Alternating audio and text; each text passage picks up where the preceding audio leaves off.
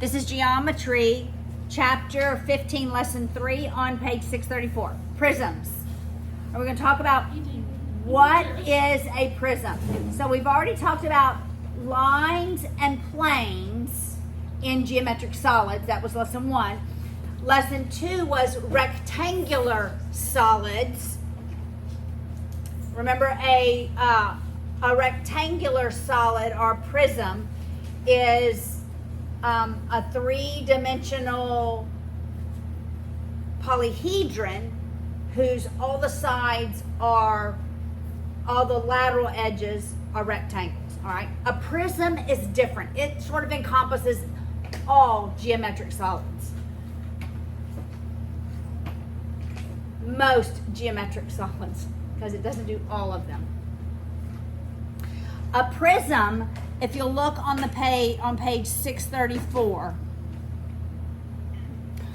always has two shapes, two sides that are congruent, and that is always the basis.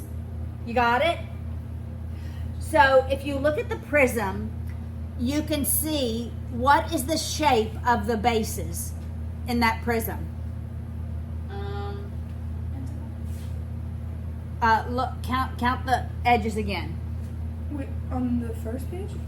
On right here. Oh. Actually, I should show it in the video. Huh. Hexagon? Yes, right here. Oh. The bases are Loaded. hexagons, right? So when we have a prism, do you see that? Yes. When we have a prism, the bases are oftentimes a different shape than the lateral faces. All right? So I could have triangular bases.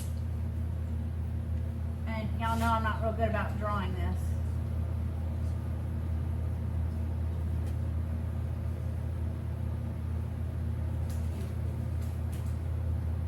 All right?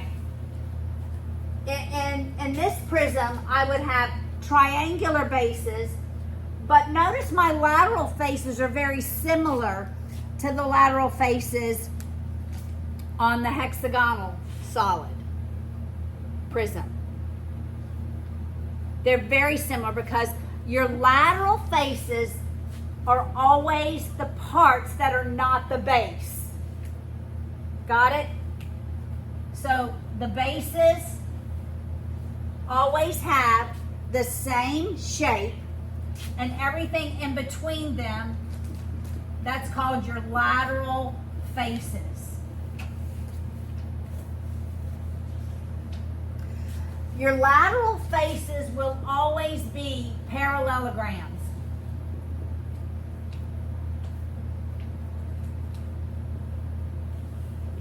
They will always be in the shape of parallelograms.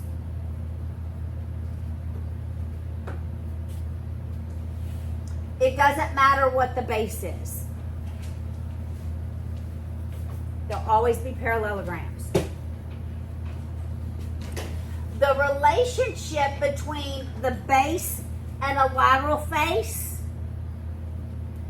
can either be right or oblique.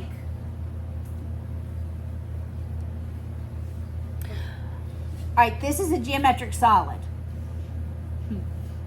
This is a geometric solid. This is a geometric solid, right? Luke, thank you, Luke Swallow, for printing these for me.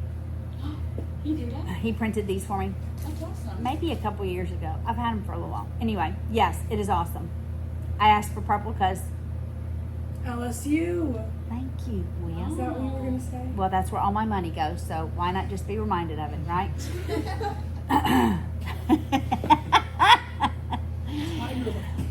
We're close to the end, though. He's finishing his junior year, and he's the last. Okay. Now, if it's right, that means, okay, so here would be my bases, right? This is the base, and this is a base, right? Got it? The relationship between these bases and the lateral faces is right because they form right angles. Got it?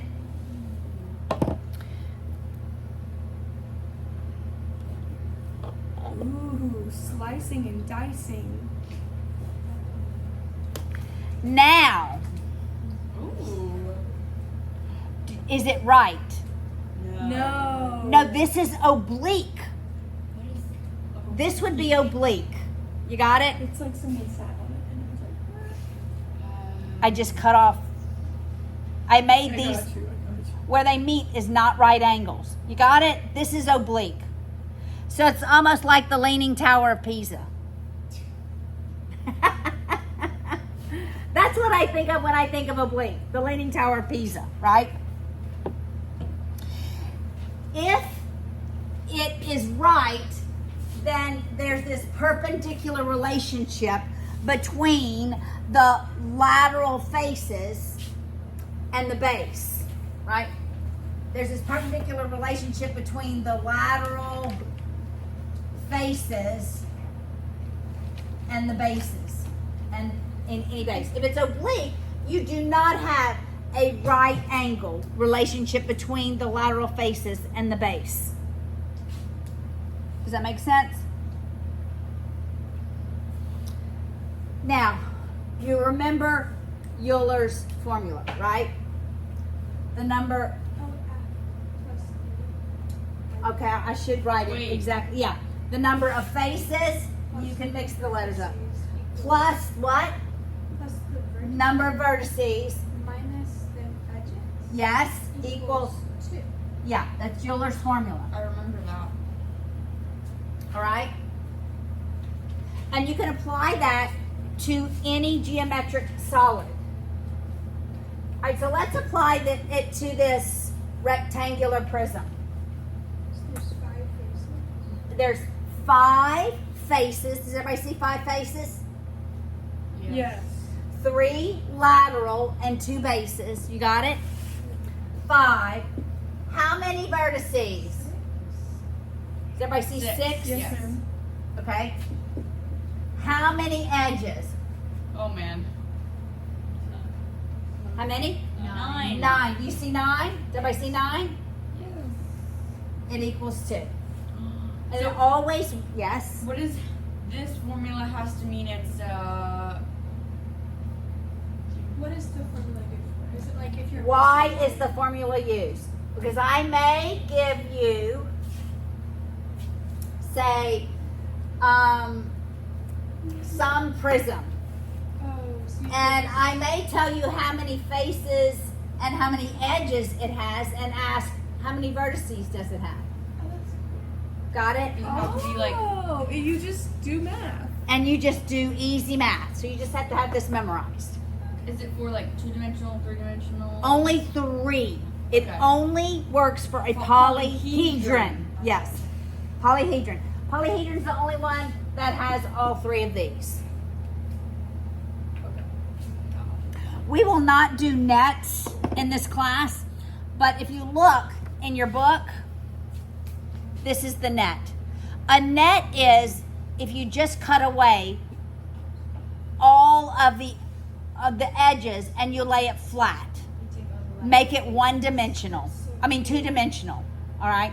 I do not like that. We're not doing nets. However, the net helps us to understand something. All right? If I want the surface area of any geometric prism, the surface area is equal to the sum of the areas of the individual faces. So I have 2 bases, so I find the area of a base, multiply it by 2, and then I find the area of a face, a lateral face, and multiply it by however many lateral faces I have. So I can find the surface area. All right? Is the surface area including the top and bottom, or just the outside? The surface area is the area of all surfaces. All right? So let's suppose I said going to make this an equilateral triangle, all right? It's an equilateral triangle, all right? That just makes it easy. And let's say the height is 8. Wait, is that a 6. 6? 6. Equilateral triangle, the height is 6. Could we calculate the surface area?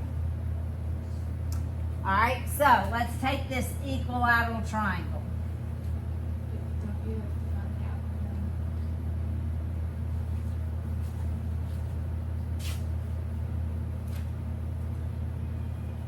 That's a 30, 60, 90. To go from opposite 30 to opposite 60, we multiply by. Square root of 3. So this is 3 Square. square root of 3. Or you could have used Pythagorean's theorem. Height squared plus that squared equals that squared. Two options, right? You're still going to get 3 square root of 3. All right, so now it's half base times height, 3, Paula. But I'm going to multiply that by 2 because there's 2 of them. Got it? All right, so that's just what? 18 square root of 3. That is the surface area of the bases. Now I need to add the lateral faces. Okay, what's the measure of the lateral faces? 8. 8 times 6. 8 times 6, which is 48. And how many of them are there? 3. 3 times 48. What does that equal? 144. So the total surface area is 144 plus 18 square root of 3. I am probably never going to ask you this, probably. But if I asked you what is the lateral surface area, that is the lateral surface area. I am probably only going to ask you surface area. That's the area of all the surfaces added together. In your textbook, the red letters total area, those words total area, that's surface area in any other textbook. Question? Is that a 2 above the 48? Yeah, I was carrying my 2. I was multiplying it Oh, mentally. okay. Okay?